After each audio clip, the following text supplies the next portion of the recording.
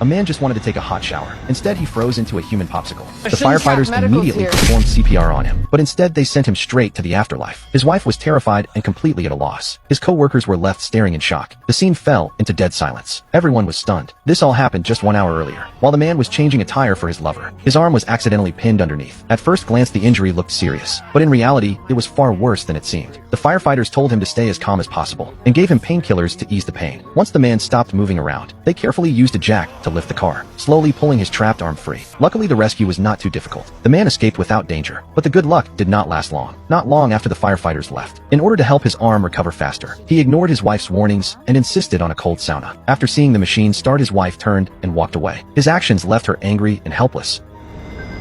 When the wife came back again, the man had frozen into an ice sculpture. The firefighters quickly returned to the scene. What they saw left everyone frozen in shock. They stepped forward and tried to wake him, but the man showed no response at all. The wife said her husband had been frozen for 40 minutes. She had even tried using a hairdryer to thaw him, but nothing worked. After blowing for a long time, the sauna door still would not open. With no other choice, they grabbed a crowbar and forced the sauna door open. The captain stepped forward and gently knocked on the man's body. What came back was a clear hollow sound with no sign of life. There was still a trace of hope in the wife's eyes. At the same time, the firefighters carefully carried the man to the ground, but his icy body had already lost its heartbeat. The captain tried to save him one last time, but his chest collapsed under the pressure. Luckily, there were many people at the scene. Otherwise, the captain would have struggled to handle the situation.